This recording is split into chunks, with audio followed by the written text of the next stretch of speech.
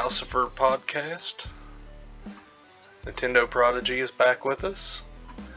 Try a little bit of an intro this time, you know. Try to work this out.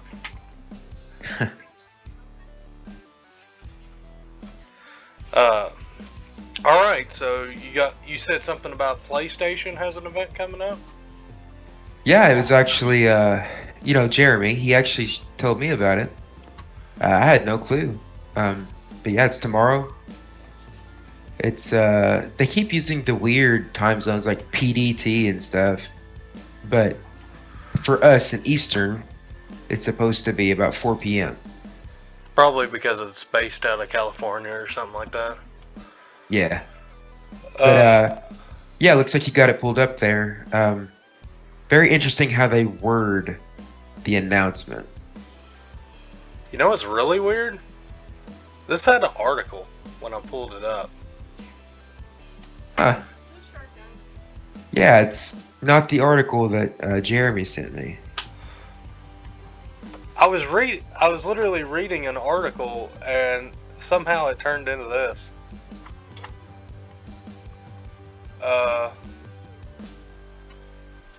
Here it is. Yeah, okay. PlayStation's newest studio, Firesprite, teased a new project. The Steam Deck may not play your favorite game. I don't. Look at how little of an article this is. Man, I want to be a video game journalist. Right? You just say, look at Dark all Souls, the ads. whatever. Look at all the ads. They're making a shit ton of money off of me just looking at less than a full paragraph. Okay, so let me send you through Facebook the actual video, or you could just look it up on YouTube. But the actual description of PlayStation's video gives way more information than either of those articles did. Yeah. So. Okay. I don't want to really watch any videos on while we're doing this, but. No. Just read the description of the video. Okay. Because the way it words it's pretty interesting. Alright.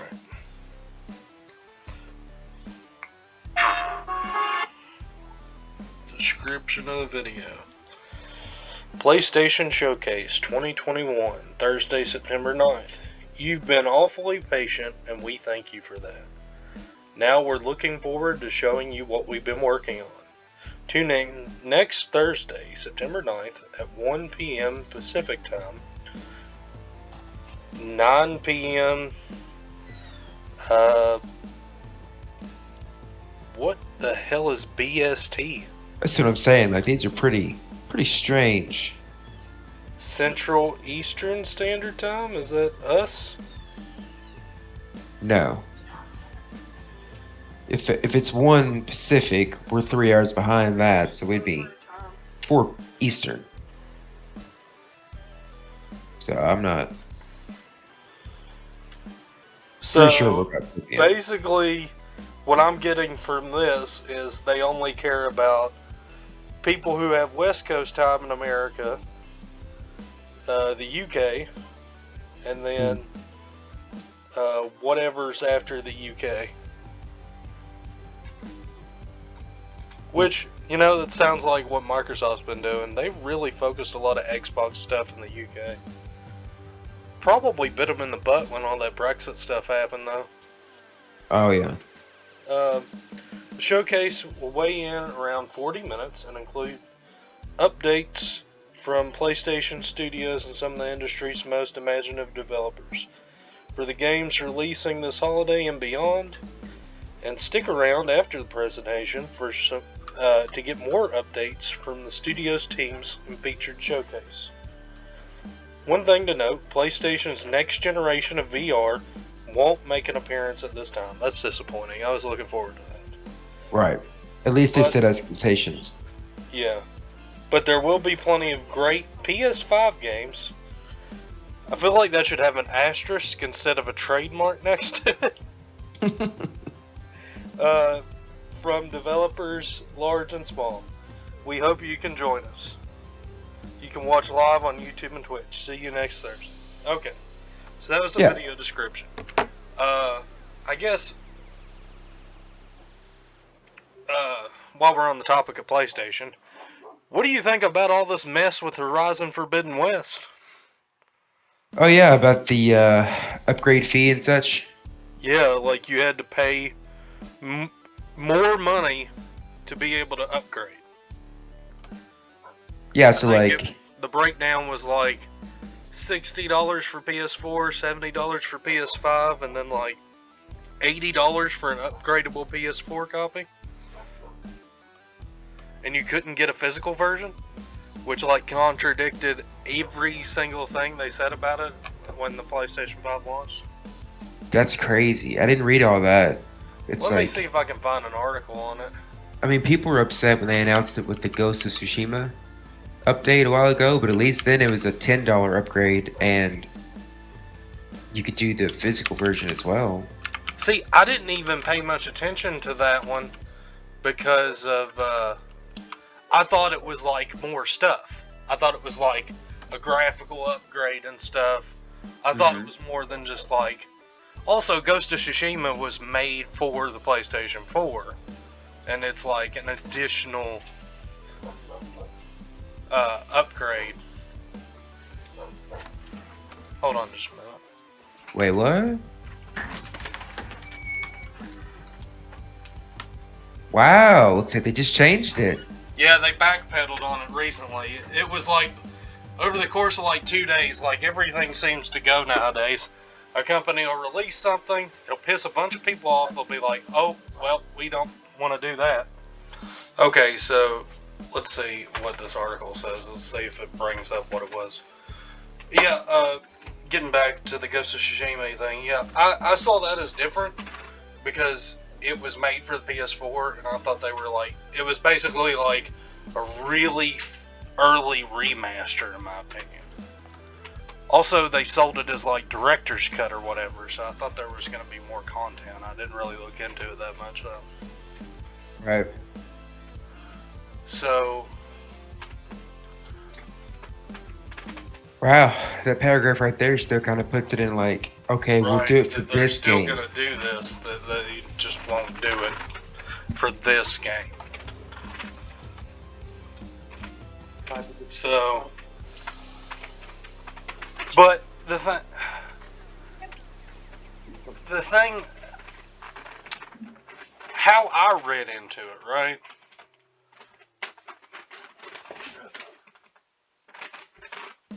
Yeah. How I read into it is it wasn't a $10 upgrade option. It was, if you either buy the PS4 version, buy the PS5 version, or buy an upgradable version. Oh, Don't wow. have the option to. So, let's say you can't get your hands on a PS5, you buy a PS4 copy for $60. Then you get a PS5 later, you got to pay like another $70 for it. You don't get Right. a $10 upgrade. Because if a $10 upgrade was, yeah, that's not a big deal. Yeah. It's compared to what Xbox is doing, it's kind of shitty, but it's more understandable, you know? But I think it's that's one funny. area that Xbox is actually winning on a little bit, is like how they've set it up to where, I love how they got an Xbox ad right on the side here too. Yeah. They've set it up as like a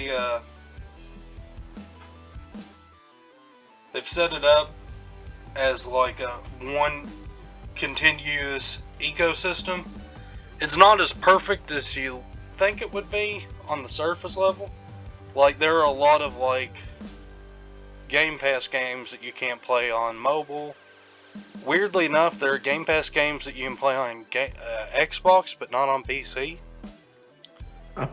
So it's not all across the board. But if you have PC, mobile, and an Xbox, you can pretty much play a lot of stuff across them, and the saves transfer and all that. But Yeah, this is what I was saying when like the PS5 came out and everybody was trying to get their hands on one. They said from the beginning, you know, Miles Morales, Forbidden West, and God of War would all release on PlayStation 4. So when I heard that, I was like, okay, so at this point, there's no reason for me to get a PS5. Like, my PS4 Pro is still working pretty good, and I don't see a reason to buy a PlayStation 5 just so I could play a better version of 3 games, you know? Hmm. But what's your thoughts on it? You own a PS5. Are you more upset that it's releasing on PS4 in general, or? Yeah, just because it's kind of like, we had like The Last of Us 2 released at the very end of the PS4's live. And it's Really like, push the limits of its technical capabilities? yeah, and then we didn't have an E3 for a year. Right. So everyone's thinking, okay, so there's no more exclusives coming out. They didn't show off anything for a year. The new system comes out. Okay, so they're making the transition. And it's like you make the transition, you make people spend money on a $500 console, and then you release games that are clearly possible on the last generation. It's like, Right. it still feels like, why did I upgrade to a Yeah. new system? Obviously, there's like little things, but nobody spends this much money and waits nearly a decade between consoles to see minimal changes and minimal upgrades between versions. Like, what about that fast SSD? Like, come on. Yeah. Same time, I don't think I don't like that they can sell you a $300, $400 PS4 Pro whenever they're not making any more games for it. But at the same time, it also, if you're buying it at the very end of the life, usually they go down in price and they have an entire lifespan of a library for you to, a backlog. For me, it really doesn't matter that much because I think $70 is ridiculous anyway for a game. I do realize that game costs are higher now than it used to be, and games used to be expensive. The difference now is that gaming is so much bigger than it used to be, so they're making their money back for sure. Oh, yeah. And I think it makes sense in certain cases. Because I think, like, okay, for example, you look at something like most Ubisoft titles right now. They launch, you got like 3 different versions from launch that include bonus content. So you could be paying from $60 to $100 for the game. And then they try to sell you a bunch of time savers and a bunch of crap afterwards. You look at games like that have that business model, they're monetizing the hell out of it. Way too much. oh yeah, But I think something like Horizon Forbidden West or, Spider-Man, these single player titles that aren't muddied down by a lot of like micro DLCs and stuff. I feel like those titles, yeah, maybe they deserve 10 extra bucks for the game. yeah. But I'm also the kind of person that like about halfway through the PS4's life, I stopped buying games day one. Oh yeah. Because I realized if you wait literally a year, or even if the game comes out early, like say Resident Evil 8 came out early in the year, Yeah. guarantee you Black Friday time, it's gonna be like $20, $30. Well, not even Like, that. Like, again, like I was saying with Ubisoft. Like, I've seen a lot of Ubisoft games over the past year even, where like the game comes out and it's on sale like a month later. Like, I'm talking yeah, like $20 off within 2 months. yeah, So it's like, why on earth would you buy a game at launch at all? yeah. I just don't anymore. It's like there's no point. Games drop in value so quickly now. Like they I've used to been hold burned, value, now they just drop so quickly. and I've been burned on a lot of them. Like, I'm the kind of person that like I pre-ordered No Man's Sky on PC. I pre-ordered Cyberpunk on PC. Yep. So I pre-ordered Fallout 76. So it's like And those are the best every versions of those games. huh?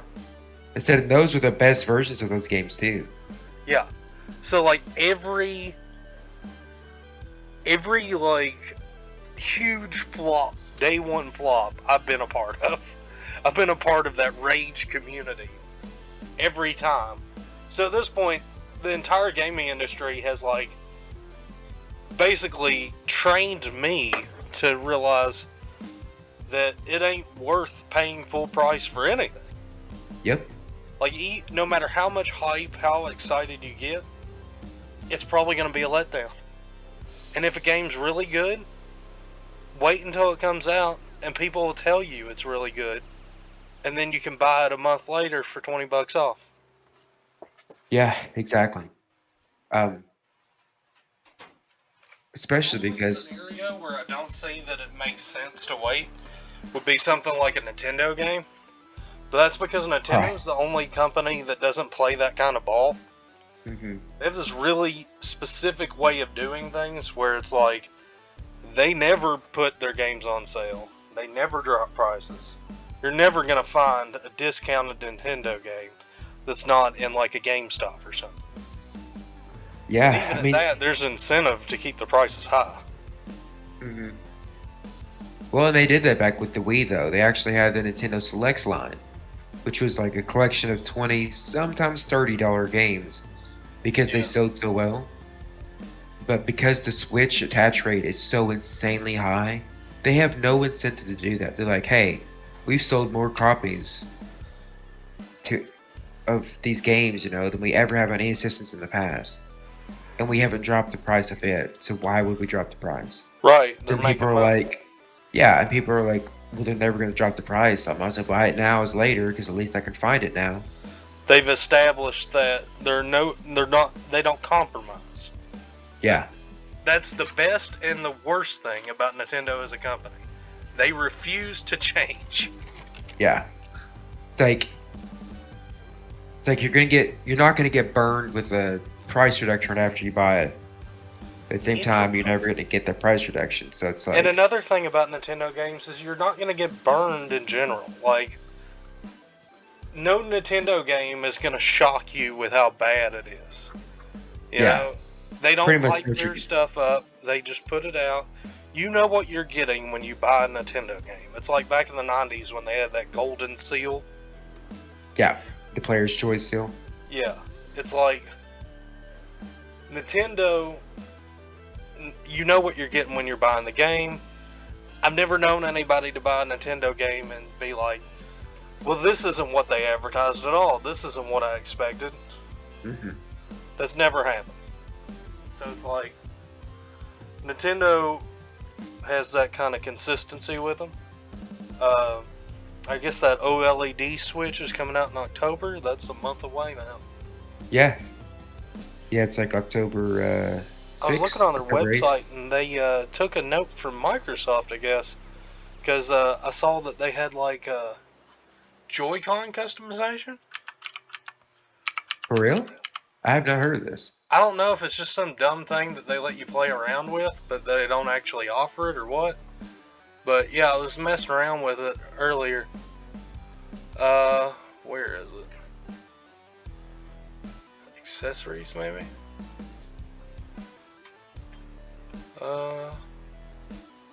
Try on different colors. Here it is. Yeah, it's very similar to Game Pass. Like, you pick the color of what you want. So, red, blue, yellow, red. Yeah, so like that. Well, the difference is though is that all these colors are available controllers at the moment. Like they already exist as a controller you can buy. Right. So maybe it's just more like a demonstrative showpiece, as like, hey, you could get them in these colors. Oh, you want to see it on the right side? Oh, you want to see it on the left side? Like that orange on the right side at the bottom, Yeah. and then the purple on the left side. Like that's the Halloween Luigi's Mansion bundle that they sell.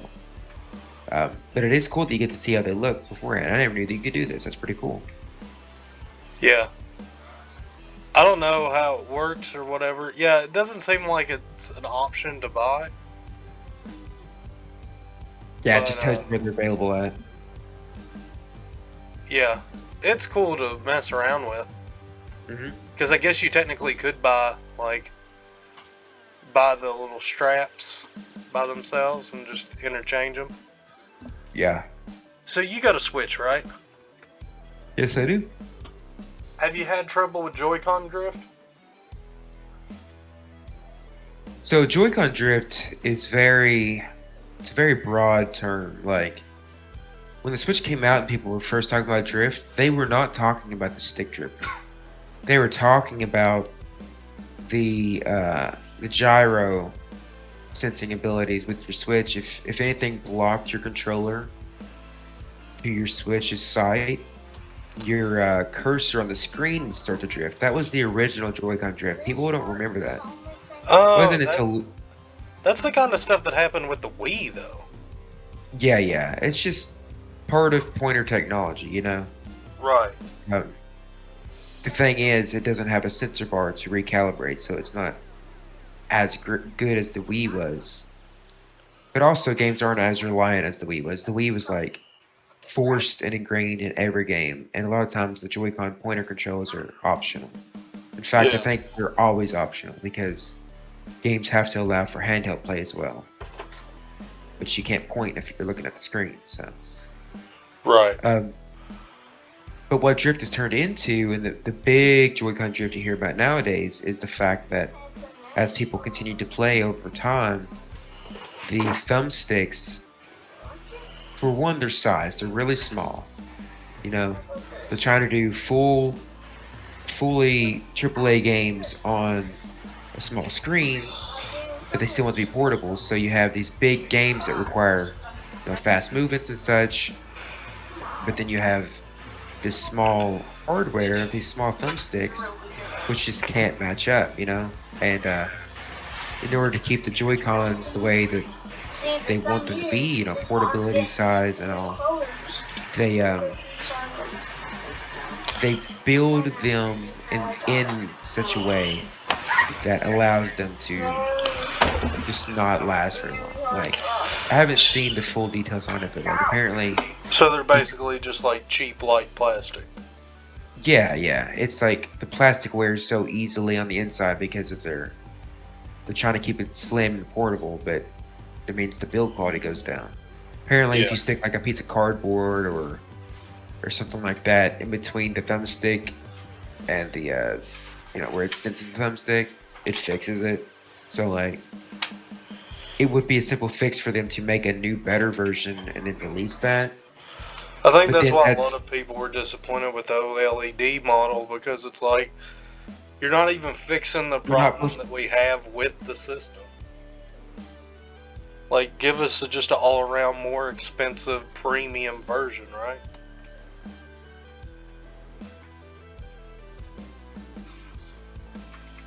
Hello? yeah, exactly. Sorry about Yeah. that. But um yeah, exactly. Just offer a premium version, but then Nintendo's admitting that they're wrong, which they're not even allowed to do right now because they're in a lawsuit. They can't even comment on the Joy-Con drift because of the lawsuit. Oh, yeah. But my experience with it has been I've only owned one pair of Joy-Con, Right. the pair that it came with. And as soon as I got my Pro controller, I leave the Joy-Con exclusively for handheld play, which I barely do. So mine has like the smallest amount of drift on it. Um, but I don't really use them. I did finally pick up a new pair, the special Zelda pair that just came out. Oh, But yeah, I those just look cool. I just don't use the Joy-Con. I'm going to for the Zelda game because it was built for the Wii mode. Yeah, there they are. It was built for the Wii mode, and I want to use the motion control because the game is built around that. But as far as the other games go, they're made for the Switch. I just play with the Pro Controller. Because it's Right. like, I like a big controller in my hands while I'm sitting on the couch. So Yeah. Uh, all right. So, one thing on the PlayStation showcase tomorrow that I wanted to bring up was the fact that it states games coming out this year. As far as I know, now that Ghost of Tsushima is out, the only two games that were slated for this year from PlayStation Studios was Horizon 2 and God of War 2. But both of those have already been pushed out, so that means they're going to be revealing games that are releasing this year. And you for it to be think? September, that's pretty rare. That's usually a June, July thing, like E3. Like, I it's feel just like there's surprising. no way that something like AAA could sneak under the radar for this long. Yeah, It's got to be exactly. like some So indie titles, right? yeah, probably some indie titles or Like that Fire Sprite thing I was talking about, or whatever.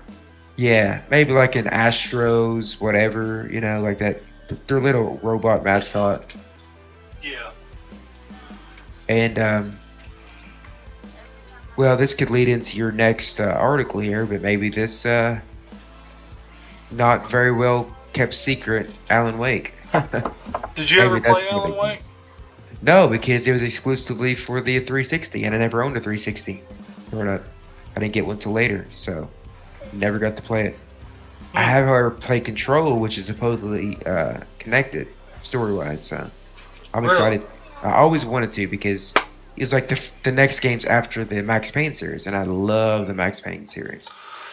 See, I didn't actually play it myself, but I watched a friend play it back in the day. And it was like the author is like, it's like an author and like the horror stories coming to life. It reminded me a lot of like Secret Window with Johnny Depp. You ever see Mm-hmm. that movie? Mm-hmm. It's like, it's Johnny Depp plays this author who's like uh, a recluse in the middle. Watch your show. A recluse like out in the woods in a cabin, and like he's writing this horror movie. I mean, he's writing like this horror story, and it's about this dude who loses his mind and kills his wife, Mm-hmm. and then like that's how the movie ends. Like all the details start matching up, and he starts freaking out. He's like, "No, this I can't." It's a Oh, weird geez. movie. That sounds good. But that's what Alan Wake reminded me of. It was like he's like an author, and like there's some crazy like psychological elements. But other than that, I don't really know anything about it. Uh, it's Remedy. Remedy made Control. Was Control PlayStation? Yeah, it's on the PS5. Okay. I'm trying to think of what Remedy did. There, does do they normally work more with PlayStation or Xbox? They normally work way more with Xbox. So Remedy did the Max Payne, Right. Max Payne 2, then they made Alan Wake. Then on the Xbox One, they were the ones who made the exclusive, console exclusive Quantum Break. Oh yeah, Quantum Break. Then they I moved on to played a little bit Control. of that. Control's on the Switch even. Huh. Pretty crazy. Um, yeah, they just released like the 4K PS5 Xbox Series X version. Have you seen And, this stuff? I know I'm getting a little off topic, but have you seen this stuff where this guy Jeff Grubb has been talking about how Starfield and will Elder be, Scrolls. yeah, and Elder Scrolls 6 will be Yeah, he's the guy Xbox with the curly hair, exclusive. right? Huh? He's the guy with the curly hair, right? Long curly hair. I think so. I'm not real familiar. I've Yeah, heard his name in other leaks before. same. But People keep like quote tweeting him, so I keep seeing his picture. the thing is like he's right about quite a bit of stuff, but at the same time, like, I don't think that's something that they've decided yet. And Pete Hines is Bethesda's marketing president, like, he's their marketing director, and he hasn't said anything of the sort. Mm-hmm. Not that he has a great track record of, like, steering us in the right direction, but, like, I just think, like, ever since it was announced that Xbox was buying Bethesda, this was the first thing that everybody brought up. And from the day one, I said, no, it doesn't make any sense. It doesn't make any sense for them to make it an Xbox exclusive. The reason why I think that is, look at Minecraft, right? It has such a broad appeal. Microsoft said to themselves when they bought Mojang, they said, this has a broad appeal. We can make more money if we put it on other systems. You know, that's the same thing with Elder Scrolls 6. It's going to be such a big deal that they can make more money if they put it on other systems. There's no incentive. Like, it's going to come out at, like, the end of probably this console generation at this point. So it's like, what? They're not going to be trying to push Xboxes in, like, 4 years, you know? Yeah. It's not going to matter about selling more Xboxes in 4 years.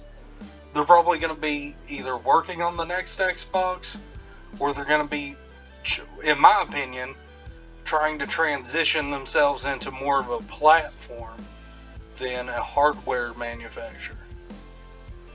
But I just think that's the route that they're taking. Right. Because I see with the Game Pass and everything, I see that there's a much better future for Xbox at this point to market themselves as a software service more than a hardware manufacturer. Because, like, with all these hardware things, like, I mean, everybody keeps trying to get into the console business, but there's not really a lot of money in it. The only money when it comes to that kind of stuff is the storefront. Like, that's where all your money's made. You're selling the games. If you could find a way to circumvent that, like, look at PC as a marketplace, for example. On PC, everybody has their own storefront. You can even have Windows, and you can buy games off of Steam. Everybody's making their own storefront. Rockstar just made their own storefront. Bethesda's talked about keeping BethesdaNet, even though Microsoft has its own. Like, that's where the money is. Most console manufacturers lose money on the consoles. They were talking about how, recently, they were talking about how, they released a new model number for the PS5, and it weighs a little bit less, and apparently it's got fewer cooling plates. Really? Yeah, and they were talking about that. I'll see if I can find the article. There it is. Alright, so it's for the digital exclusively? I think so.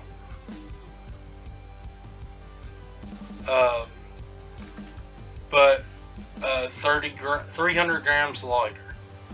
It was significantly lighter. I remember it was, somebody broke it apart. They, like, shipped it from Japan because it hasn't released in the US yet. And,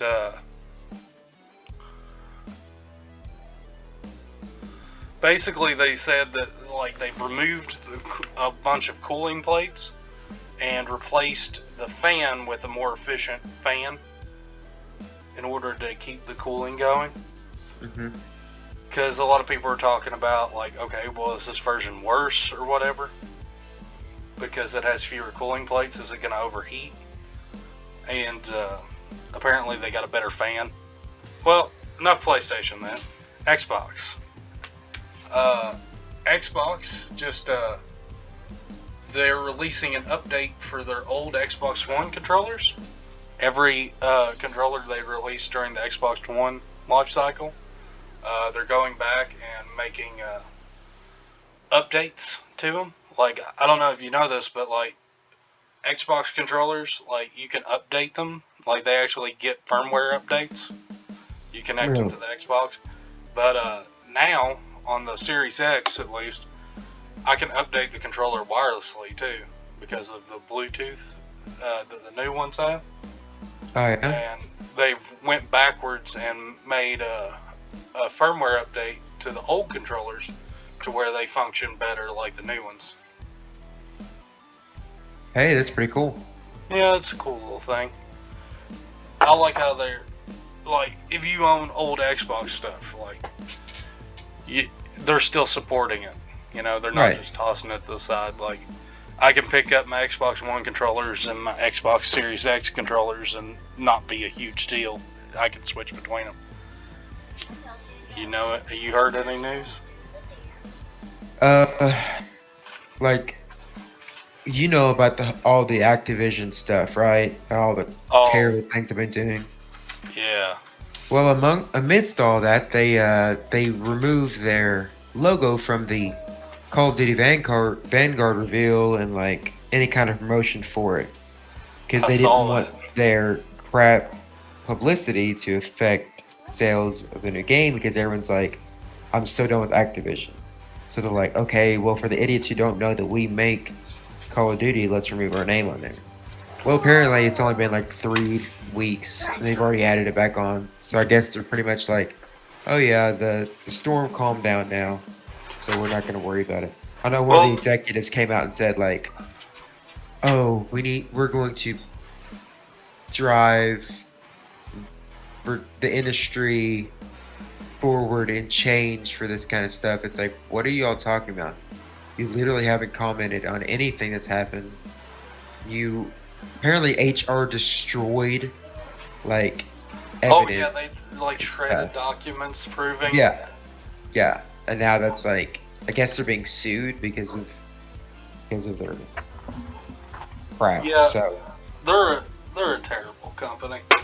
yeah, Personally, I think Activision should have removed their logo from every game they've ever released, and they might have sold better.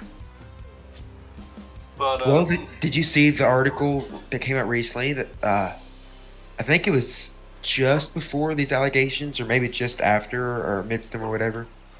But it's they confirmed that every single studio that they bought is working on Call of Duty now. So if that's all they're gonna be, wow.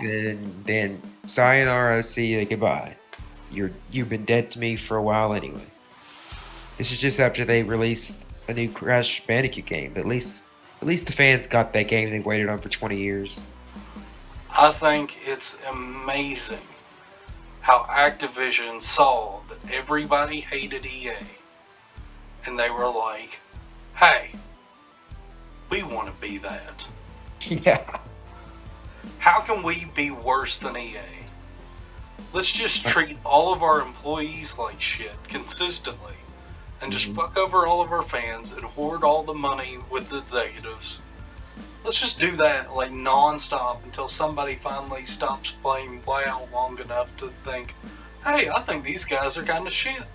Yeah. Did you see the Overwatch news? No, what happened with Overwatch? So amongst all this, they are changing McCree's name. That's what Oh, they came out God. with. They're changing McCree's name. To what? Oh, yeah, that's right. Yeah, they haven't. McCree was based Hey. on one of the people who were accused, right? Yeah, but the thing is, it's like, Why the hell you And- put your developers in the game anyway? yeah, why would you put him in the game anyway? And two, you can share a name with someone. You know what I mean? Like, Yeah, it's just going Like- to confuse all the people who actually don't know and draw even more attention to it. I didn't even know about it until they're changing his name now. So now, I'm more aware of this guy and all the stuff he's done. They said they're trying to protect the protect they even people gonna who change were it to? harmed by this. I don't know. They haven't said what it is yet. just stupid. It's like, this is not the way you need to go forward. You need to be like, hey, this is messed up, and this is what's got to change. Not, oh, we're throwing a bone by changing his name to show that we're progressive. No, you're not, because your workplace is still toxic. People are still getting treated like garbage over there, and now your fans who grew to love this character and had no clue he was related to some sexual harassment issue are now aware of that. So you haven't made anything better, and now people are more aware of what's wrong. When all of Like, this they're just stuff shooting came from the out top. about them, I said that day, right?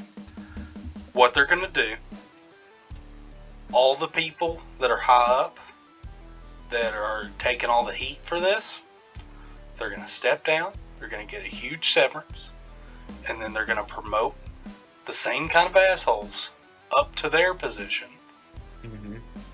and nothing is going to fundamentally change, and then they'll just bank on everybody forgetting about it. Yep. Right off into the sunset.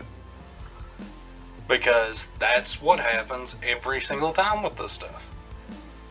You take when all the Me Too stuff started happening, right? Mm-hmm.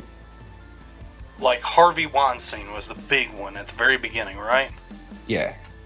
Everybody knew about it.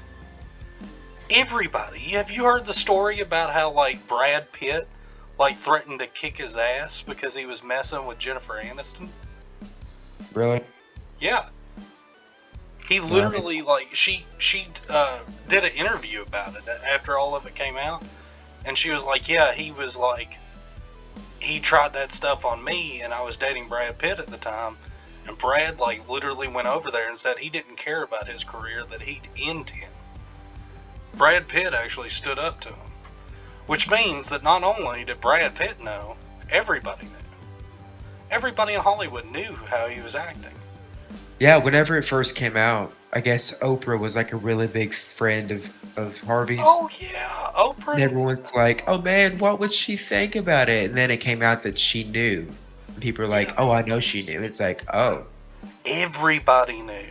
yep. Everybody knew. It was an open secret. And Yeah. you look at like these older movies about Hollywood and stuff. Mm-hmm. It's open about it. Like, before any of that came out, that was like the whole joke. Is like, these young girls go off to Hollywood to try to become actresses, and that's what they got to do to make it. Yep. You know, there was like a whole thing, like Meryl Streep, like when she accepted like an Oscar or something, like she personally thanked him the most. Yeah. Colbert, he was big like about the Me Too movement, right? Mm-hmm. And then it came out that the head of CBS, Les Moonves, he got took down by it too. And the same thing happened. He stepped down, got a huge severance, and nobody talked about it after that. Yep. So it's Hey. like the entire Yeah. entertainment industry, every aspect of the entertainment industry. The entertainment of, industry is like a big pond, right? If you're not careful, you can drown, but the scum rises to the top. That's pretty good. That's not bad. Speaking of collateral damage, though, when it comes to the games industry, they've been so silent on Overwatch 2, and now amidst all this Activision crap, and Jeff Kaplan, who was like the soul of the first Overwatch, stepping down and leaving, and all Yeah. these Blizzard stories come out, like all these terrible Blizzard stories. Right. I feel like Overwatch 2 is either going to be canceled or severely neutered when it comes to the player base. Right. Like, no one's going to want to play it. So No. they're either going to cancel it or they're going to be like, just all this pay to win bullcrap for the few who do buy it so they can get some money back on it. Right.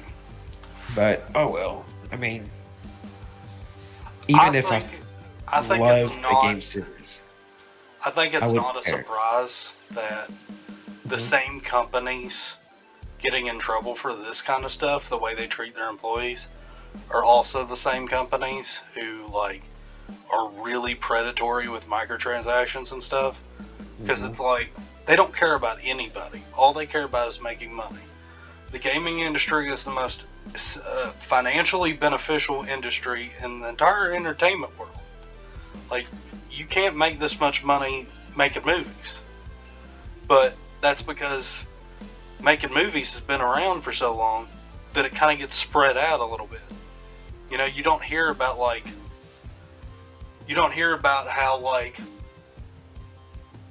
the head of Disney gave himself a $50 million bonus and then laid off every actor that he's ever hired. You know, you Right. don't hear about that happening in the movie industry, but you hear about that happening all the time in the gaming industry. Mhm. Like, it's a huge problem, and it seems like you either are it seems like most people either rail against the microtransactions and stuff, or they rail against like the way they treat their employees, one or the other. But very few people go after everything. They always pick one or two things, that way they know what camp they're in. Like Jason Schreier has always been very pro like developer, but it's always come across as like he talks to like one or two really disgruntled employees, and he doesn't actually know what's going on in the whole company, you know? Yeah, yeah. So it's like Schreier, for example, doesn't care about consumers. He's never went after a developer for like loot boxes, despite the fact that it promotes gambling and children and stuff like that. Mhm. Very damaging stuff. But he'll release an article like every year about how like horrible the working conditions are for game developers. The problem with the whole game development thing is there are so many people out there, like almost half the people in my high school want to be a game developer, right? That's the Yeah. problem with the gaming industry, is that there's so many people looking to take your job that they can basically treat you however you want, however they want. There are game developers right now making $11 an hour. They can make more at McDonald's. But because people want that job, they're going to pay them less. And that sucks. That's just kind of how it works. I've seen some like horror stories about like indie games that got made, and like they basically just like told they'd have people like create assets for them and stuff and send them to them, and then tell them that they would get profit sharing, and then after the game releases and stuff, they'll like sell it to a publisher, and then it'll like officially release, and then the game will get made, and then all the people that actually made the game and worked on the game don't get a penny. And they're like, I never hired you. Yeah. Ah, And a man. lot of these people will do that because they see it as networking. They'll work on a game for free in the hopes that if the game succeeds, that they'll get a job in the industry. Which is kind of like one of the most screwed up ways to do business ever. Tell me something. How do you feel about crunch culture in video game development? I'm conflicted a little bit because, like, I am too. I mean, you've worked in a factory like I have for a while, and I've worked in a lot worse places than where you're at. And so it's really hard for me to have any sympathy for somebody who gets to sit at a computer desk making video games, Right. and here they have to work 60 hours a week. I'm just like, so fucking what?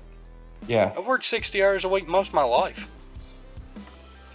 Yeah, and you're not working a Like, try 8 to loading. 4, 9 to 5. You're working a Right, 3 p.m. to 3 a.m. or something stupid right. like that. It's like, I find it really hard to have sympathy for somebody working a day shift job, sitting in a cubicle, making a video game, like 60 hours a week, when most of my life I've been working 60 to 70 hours a week doing like physical, like intensive work. Yeah, and apparently it's not like the entire dev cycle. It's like Yeah, it's like, when the higher ups give them a release date and they have to meet that deadline, that's when the crunch starts. it's kind of like the construction industry. Like, there's a surge. Like, if you ever notice with construction workers, like when they first get on a job site, they take things really slow and they'll like not work the whole week and stuff. Yeah. And like right before the deadline, they'll be there like non-stop every day, rain or shine, because they have a deadline to meet to get the job done. Right. It's kind of stupid, honestly, but that's just how it works. But that's the same thing with crunch culture. Like, there's pre-production where like you only got like one or two people that can even really do anything, and then there's full production, and then towards the end of full production you got a lot of QA, so you're like trying to test the game, make sure it runs good, and then you got people trying to fix that stuff that's not working at the same time. So you got like active development and quality testing at the same time, so you got like a lot going on. So I guess it makes sense. Like, there's no other way to do it unless you're like some developers and just say, oh, who needs quality testing? Yeah. But on the other side of the coin, it's like, man, just because we've been in worse situations doesn't mean that any of it's okay. So it's like, Right. it's hard I'm to know more how to concerned feel. about how they're compensated than I am about crunch. Exactly. I think crunch is perfectly fine in my opinion to a limit, but as long as they're getting paid for it, you know, like nobody should be working 60 hours a week but getting paid 40 hours, you know? That's illegal. Yep. And consumers who buy consoles that only last for like 6 years now Right. should not just be okay with games taking 7 or 8 years to make now because no crunch culture, because we're paying for the promise of games, and if we don't get that, we're the ones getting screwed. Right, like, how long's it been? It's been 10 years now since Skyrim released, right? Elder Yeah. Scrolls 6, still not out. We've Yeah. went through an entire console cycle. Because Yeah. it released on 360, didn't it? Yeah, it did. So, the 2011. Xbox One the Xbox One PS4 area went the entire time without any Elder Scrolls game, except for Elder Scrolls Online, which isn't made by Bethesda, it's made by ZeniMax, And the re-release of Skyrim. and the re-release of Skyrim. Speaking of which, can't wait for the next release. Are they re-releasing it again? You didn't hear about that? Oh man, I gotta bring that up. Oh, I thought it was a joke. No, it's for real. Well, yeah, let's finish this thought and then we'll move on to that. Go Yeah, ahead. like, well, you were talking about how the entire Xbox One, PS4 generation had no new Elder Scrolls game. Which, yeah, Yeah.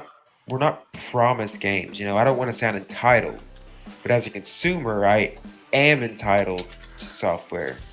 I'm not entitled to what software, but you I can't think when you say, buy a console, you gotta think, okay, well, what's going on right now? What's a franchise that has multiple sequels that I enjoy that I know is going to be on this system, you know? Like Halo, yeah, right? Everybody that likes Halo buys the next Xbox expecting a new Halo game. That's Yeah. just how it works. yeah.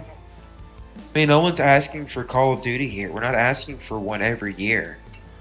Right. But you can't sit there and say, "Oh, crunch culture's so bad. Think of your health. Think of your physical, mental health. Only work 30 hours a week. Make it take 8 years to make." Like, that's not okay. There has to be a balance. You can't say there needs to be a balance and then go all the way to the end of the scale of like that someone's free time and personal life is so much more important than the job that they signed up for and they got the job for. Right. That games should take so long to develop. Like, man, there's like 40 people who wanted that job and you got it. Like, yeah, your personal life's important, but it's not like 80-20 here. Like, it should be like, I don't know, 35, 65. Like, come on, like, Yeah. you have people relying on you to make and release these games.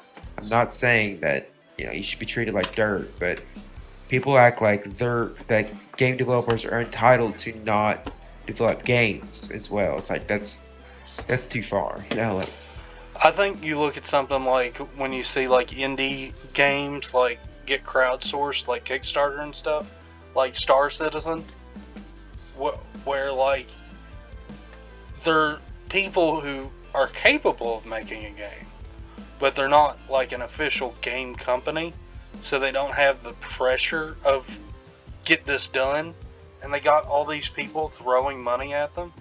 You look at something like Star Citizen, where it raised millions of dollars to make this game that they had this idea for, and they like make developer blogs of them like building a fucking like Star Trek door in their dev studio.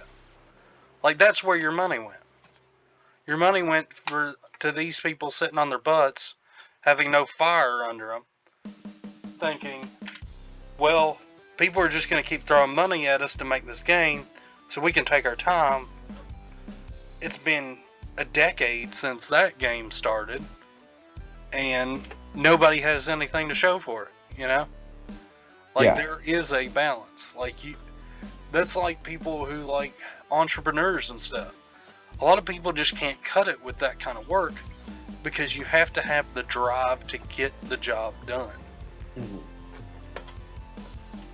And that's why things like a gaming studio is like, there is a need for like corporate executives to like push them to get the job done.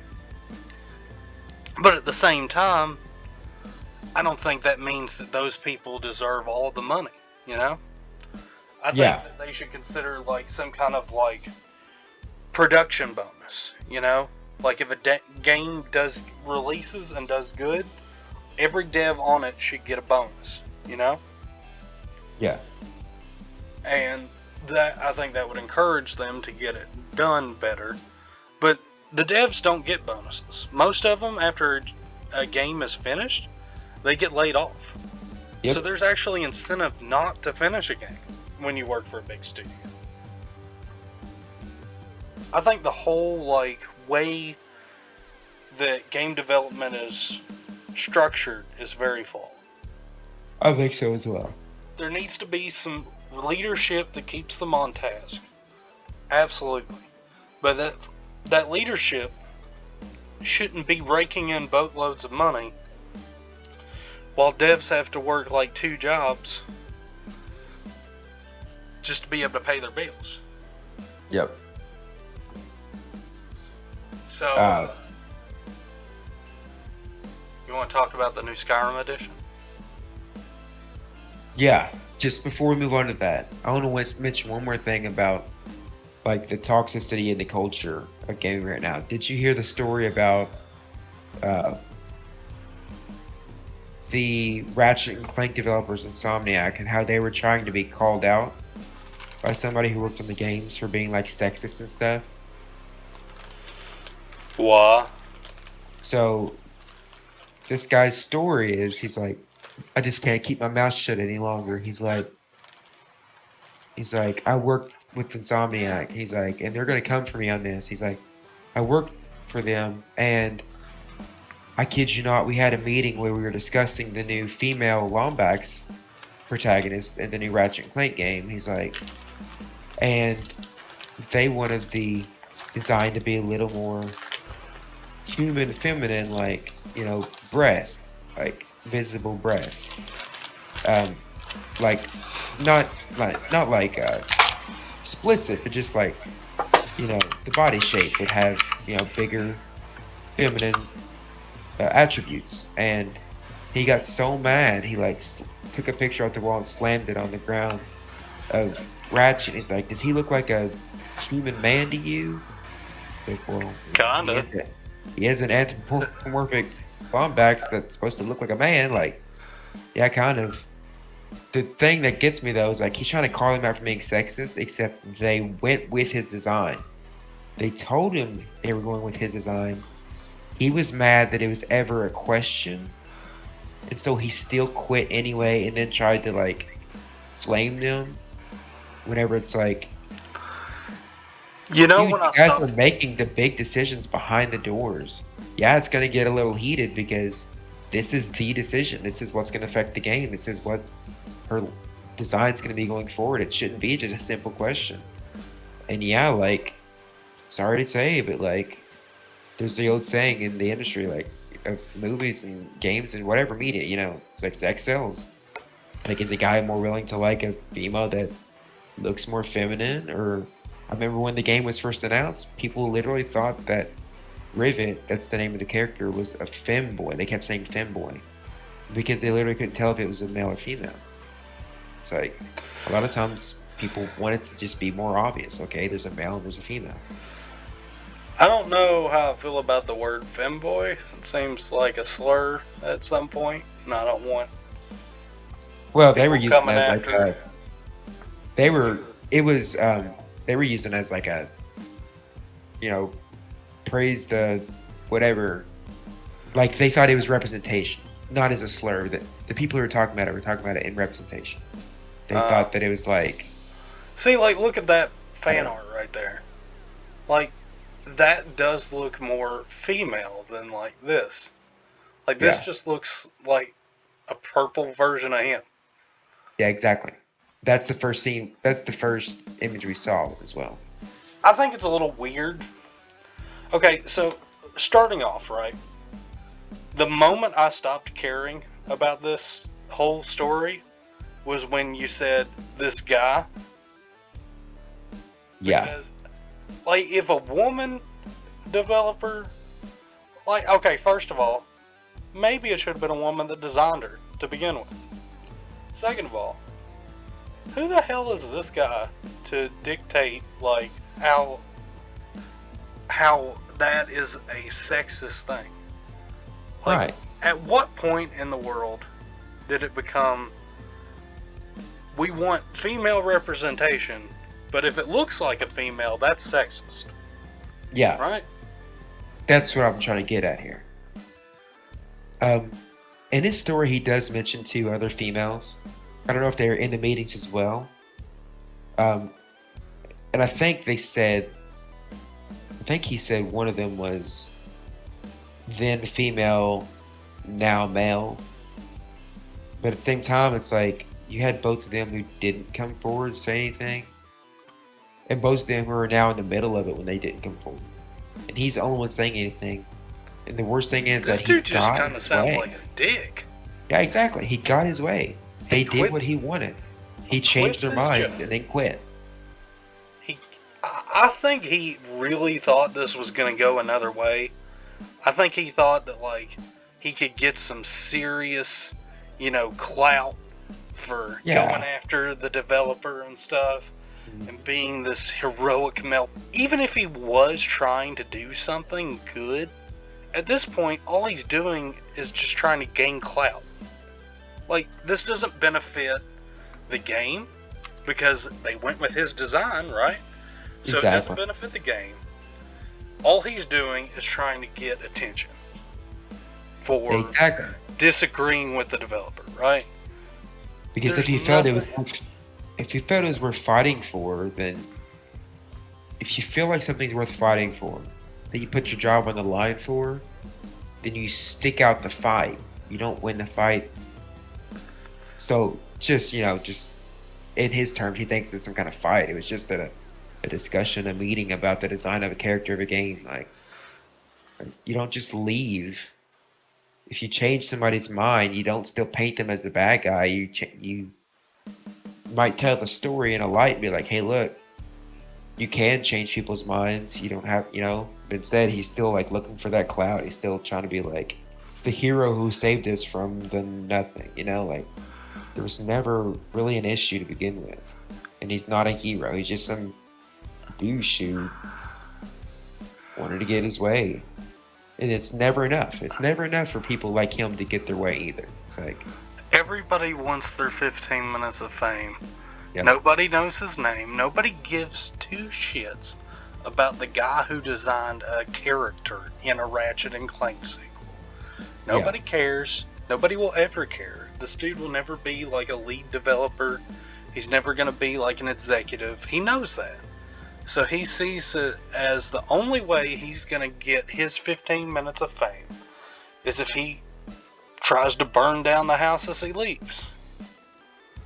And I feel, honestly, out of this whole thing, I feel way more sorry for the women that he just threw under the bus as he was leaving. Because, exactly. like, now, maybe their jobs are going to be in jeopardy if they go along with this. They clearly didn't want to be a part of it, or they would have spoke out. Yep. Like, yeah, it's just a whole mess. A whole mess over nothing. Like, Yeah. what is he trying to accomplish? He already It's kinda accomplished. it kind of reminds me of the Lola Bunny thing. Yeah. Remember when Space Jam 2 was announced and everybody was like, where's Lola's boobs? Mm-hmm.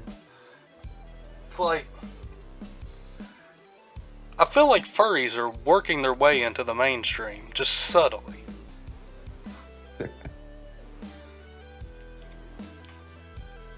But, you got anything else, or we gonna wrap it up there? Oh, thought you would Ending hit on with the furries would be Skyrim. a great point.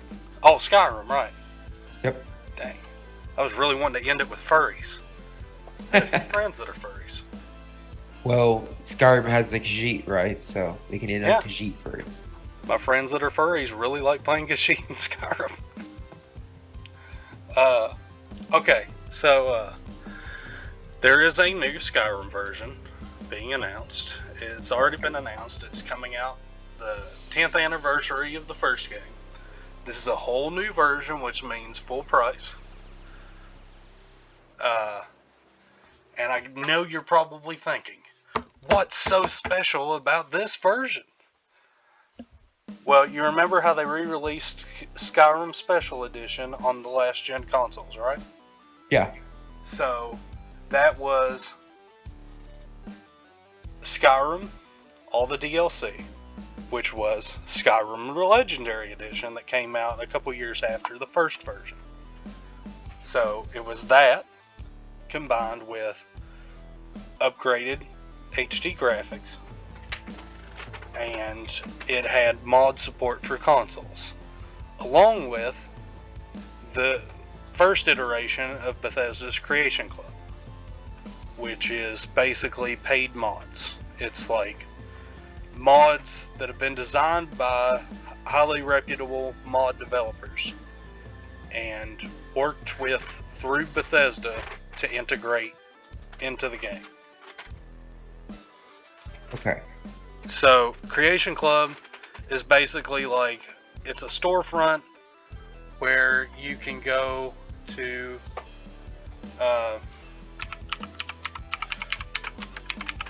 it's like a little store inside the game, and you can buy like these mods and stuff. It's like everything from like special clothing to like entire new mechanics, like camping, weapons, stuff like that. And Bethesda released this for Skyrim and Fallout 4 around the same time. Yeah. And so that came with Skyrim Special Edition. Now, what makes this version, Skyrim Anniversary Edition, different is apparently they're upgrading the graphics again for PS5 and Xbox Series X. So graphics are going to be even better, which honestly, anybody who understands how this kind of stuff works, the graphics can actually only get so good because at a certain point you need more polygons. Like, you Right. need more actual mesh to make it look better. Like, you're very limited in, like, the core of the game. So, in order to, like, make things look really good in 4K, you basically have to replace all the assets in the game. Which they're not doing, because that would take a lot of work. That's why we have things like mods, which do that. Complete overhaul stuff. So, it's going to be a really pretty, old-looking game. I And think I did see something about this, and somebody's comment was like, "Man, this game's gonna look better than Elder Scrolls 6, just because of all the fan-made stuff." right. So basically what this comes with that makes it special is apparently they're going to give you all the Creation Club content. Which is all the stuff that comes with Creation Club.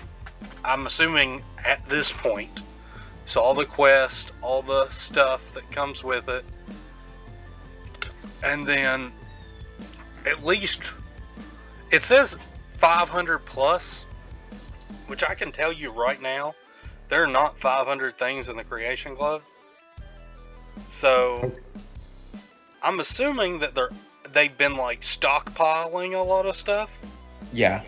And they're waiting to release it, because one of the biggest things that, like, when it was announced that's coming, that it definitely isn't part of Creation Club right now, is the ability to fish. There's apparently like a fishing little mini game now. So that's going to be cool. That'll be a cool new thing. But yeah, like right now, Creation Club, at least for Fallout 4, I've gotten some stuff on Fallout 4 because like they'll do a thing where like they'll cycle it, and like every week they got like 1 or 2 things that are like free. So if you just check every week like I do and just pop into the game, download the free stuff, you'll eventually get a bunch of stuff. But other than that, you actually have to pay like real money for it. And I've just found like most of the stuff not really worth it. Like weapons and stuff, nothing really makes me say, you know what would be great in Skyrim? If I had a new weapon to walk around with. Like, I've never thought that way. Like, everybody knows that when you're playing Skyrim, in the late game, at least, your best bet is to work on your smithing and enchanting, and then your alchemy, and use, like, the cheat to basically make an unstoppable one-hit weapon that kills everything in one shot, because you've spammed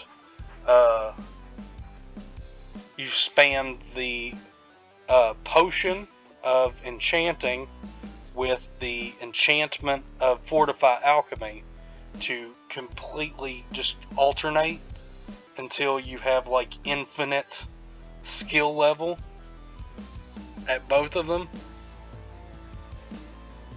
It's been a thing since the very beginning of the game. And it basically lets you craft your own weapons that do like game-breaking damage. More or less. And it's been like, they've never taken it out with any addition. And all you gotta do is just focus on your crafting and gather the materials and stuff.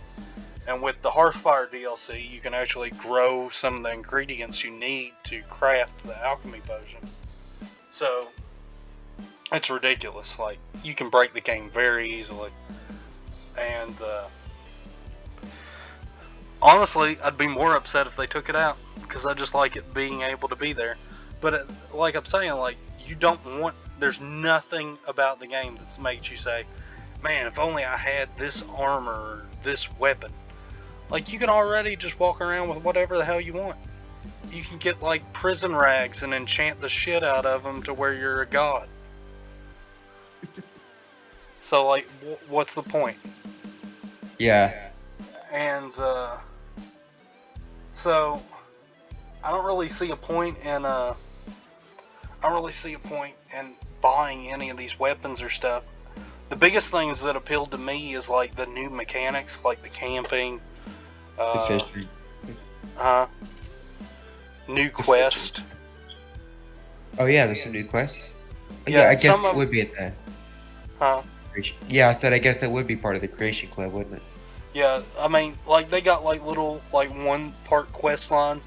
At least with Fallout 4, like one of the biggest things I like about Fallout 4 Creation Club is more settlement content, because I actually really enjoy playing around with the settlements.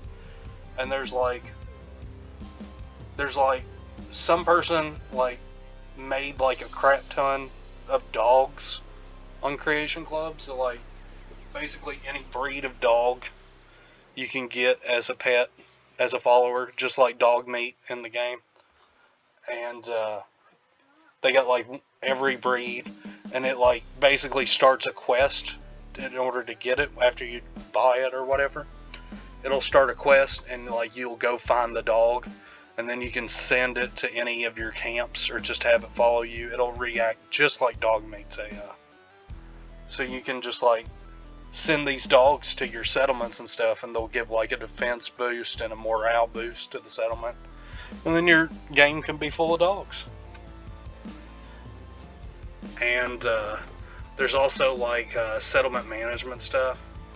It's not quite as good as some of the like unofficial, like unpaid mods. Like there are some unpaid mods that are like really good with the settlement stuff. Like one of the most annoying aspects, in my opinion, of the settlement system is like how every single person is like settler. Like they don't even have names. Like how can you get like really invested if they don't even have names?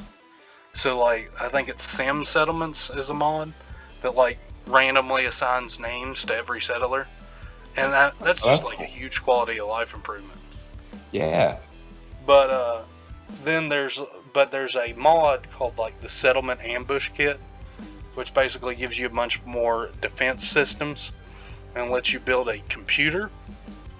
This is in the Creation Club, by the way. This one is. It lets you build a computer where you can actually like set up cameras in all your settlements, and then like build a computer in like one settlement and just cycle through the security cameras and like check on your settlements.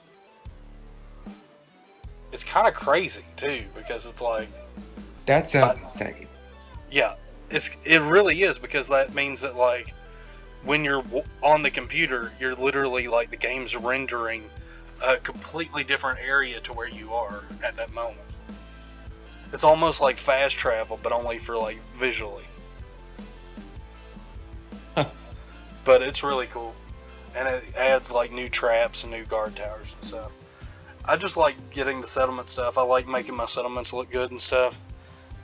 I mean, there's definitely still some issues with how the settlements work, some bugs that I wish they would have worked out before they dropped it. But I just enjoy building stuff in the game. I wish it was better. I've played with a lot of mods that add stuff to the building, but a lot of them a lot of the mods I played with were on Xbox, so on a normal Xbox One, it can only handle so much before it starts like breaking. Also, my son started playing like Xbox games that have mods on them, and I've been getting this really weird problem on my Series X where it says that I'm out of save data storage.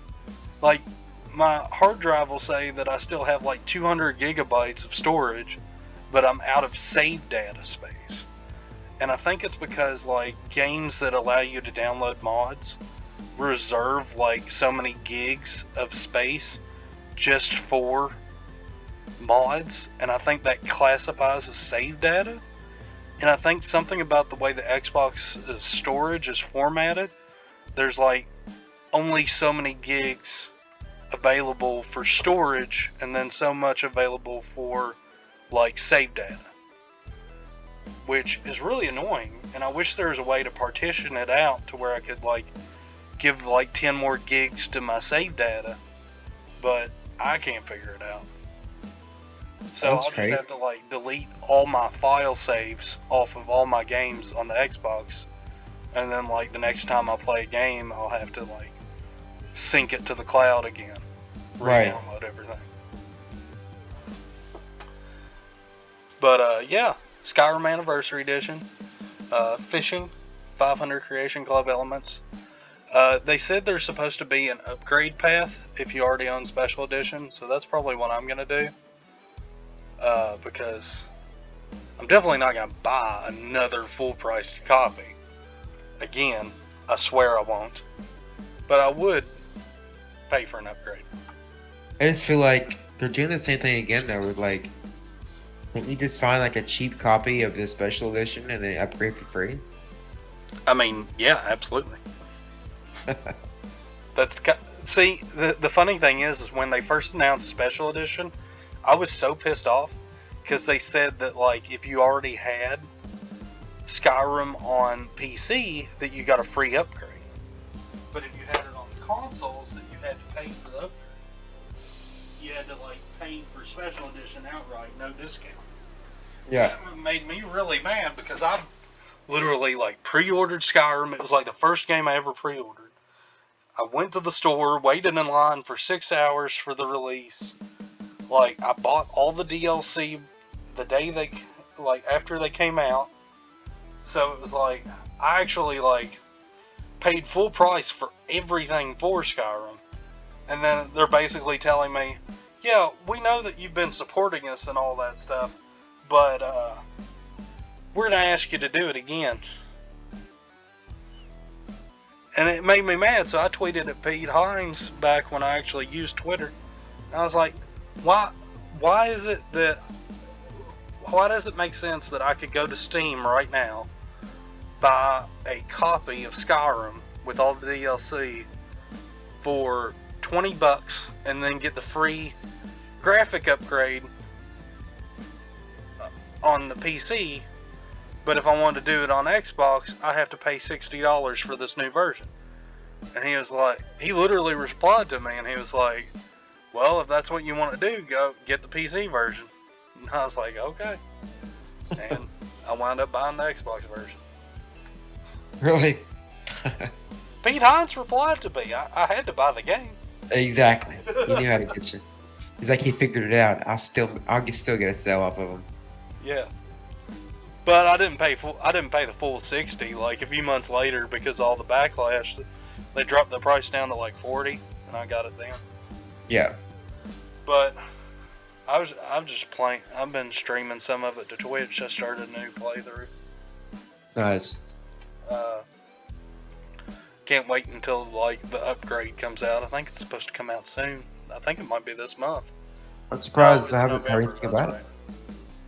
that's right. It comes out in November. But yeah, that's Skyrim Anniversary Edition. You gonna get it on your PlayStation 5? I'm debating, actually. I really am debating because I've never actually played through Skyrim. Like when it first came out, I didn't have. Yeah, I did. When it first came out, I didn't have the systems it Yeah. was out on. Like that was the generation I was like, the systems were too expensive for me just to get it for Christmas. Right. But I was too young yet to have a job, so I was in that weird in between. So like, I watched my brother play it, and then I thought it was so cool that I ended up watching a playthrough, like a full playthrough on YouTube, and like I lived and breathed it, even though I wasn't actually playing it myself. Right. And then by the time I got the game, I was like, I saw a lot of this, and I just feel like I just wasn't in the right mindset. Yeah. But now I'm like, how many months into owning a PS5, and I haven't had that big, like RPG adventure game. Like Ratchet and Clank's like a third-person shooter platformer, and then I played like Spider-Man, which is a third-person, action, and then that's like the majority of what I played. I played Bloodborne as well, but it's a very different game as well. I haven't had that big RPG, and I'm kind of feeling like kind of missing that, you know. So maybe that will be something to pick up on the PS5. Have you considered picking up the Demon Souls remake? Oh, I do have the Demon Souls remake. Yes, Okay. that was my first experience with the Dark Souls formula. Yeah. So I wasn't like too keen about it. Yeah. I've then since played and beat Bloodborne, so now I'm more willing to go back to try Demon Souls now that I know how the games work and stuff, but still have yet to go back and pick it back up. Yeah. Yeah, I think you should pick it up. I think you'd enjoy it, especially if you never played through it. Like the thing about Skyrim is even if you watched a bunch of videos, there is just so much to do in the game. Like, if you have like a thing in the like, let's say you have like a top. what? Sorry, go ahead. But if you like subconsciously like remember a bunch of stuff, just go a different direction, you know. Go a way that you don't remember, you know, because there's a lot of stuff, and then there's DLC stuff. There's a ton of stuff to do in Skyrim, and I mean, I probably since it came out put over 500 hours into Skyrim, and I guarantee that there's stuff I haven't found yet. In fact, I know for a fact there is, because there's this one thing you can do called the Ethereum Crown. I've never managed to do it. It's like a really complicated thing where you have to like go into the Black Reach part under the ground. And I just hate the Black Reach region. I hate going in caves and stuff. I can't stand it. But it's kind of like how I don't like doing the subways in Fallout 3. But you're talking about like where you were in the mindset of Skyrim. Skyrim came out for me like at the perfect time. Like, I just graduated high school. I was in college. It was like my first November in college. I got some money back from my student loans, so I pre-ordered it. A bunch of my friends had pre-ordered it that I was going to school with at the time, and like, we were idiots. So it's November, like the beginning of November, and kids these days don't know about this, but back then, 10 years ago, it actually got kind of cold in November. But so we get there at like 6 o'clock. The game releases at midnight, right? And we're standing outside GameStop. Again, for kids that don't know this, GameStop is where people used to go to buy video games. Infamous for their midnight launches. So it was the GameStop in Moorhead, and it was part of like that little strip plaza. And CC's Pizza was still there. Yep. And so like we get in line at like 6 o'clock, and then a couple of the guys in our group ran over to CC's Pizza and bought like 10 pizzas, and like brought them over, and we sat there and ate pizza. Again, 6 o'clock, we're standing in line till 12. There's some dudes behind us who like set up a hookah, and like they have a big blanket and they're smoking hookah, and like it was just a great time. Like we had a lot of fun, and one of my friends had like just got like the first generation iPad had just come out, and he had it, and he was playing on it like I don't know if you ever played it, Robot Unicorn Attack. It was like an Adult Swim game. Yeah. Yeah, it was like those runners where it's like the side scroller, but you constantly moving. And it played Eraser in the background, and we were singing along to it. And then like at some point we just started singing the entire Pokemon theme song. Like we were just singing and acting crazy and eating pizza. It was a lot of fun. And then like the good old days. Yeah, right. And then none of us had masks on. Can you imagine? But yeah, so we're having a good time. And then like right before it gets dark, it starts snowing. So it's like snowing outside. Like, we've all seen like what Skyrim was from the trailer. And there's a guy in the game that I didn't know about until I started playing the game, but his name's Heimsker. He's in Whiterun, and he's like a Talos priest. And he's like screaming at everybody like, Talos! Talos is the one true divine! And all that stuff. And I started screaming kind of like him because it was snowing, and I was like, the world wants to be more like Skyrim. The world is celebrating the release of Skyrim. Just like screaming and crap like an idiot. It's snowing, and like the guys at GameStop are like handing stuff out. Really? And I think I was like 7th in line. So like I got there 6 hours before release, and I wasn't even in first. Jeez. That's how like intense it was. But I don't even know why. Like, everybody got a copy. Like, you paid for it ahead of time. You got your copy. Yeah. It was just something to do, I guess. Yeah, man. Back whenever you didn't have like all the responsibilities and obligations. Yeah. Oh yeah. I remember I took it back. I was hanging out with some friends at their dorm room, and I took it back. I didn't have an Xbox at the time. I took it back to the dorm room, and I used one of their Xboxes to play it. And I sat down and I played like 5 minutes of it. And I remember the opening scene and looking around and seeing how pretty the trees were. Like, it was insane at the time. I hadn't played anything like it. So it was so cool to me. So like, I'll never forget like Skyrim, but I hardly ever played it for months after that. Because like I said, I didn't have an Xbox, so I just let the dude that had the Xbox, I was like, here, you can play it. It's your Xbox. So I let him play it. And then like, I got some bad grades that semester, and my dad made me drop out of college and move in with him. And while I was looking for a job, I literally just woke up and played Skyrim. I would like get up, play Skyrim, eat something throughout the day at some point, go to sleep, wake up, play Skyrim. Like, that's all I did for like weeks. Hey. And I think I stopped a little bit to play Arkham City. And that was about it for like a month or two. So I was really into Skyrim. So I'm one of those suckers that every time they're going to release it, I'm probably going to get it.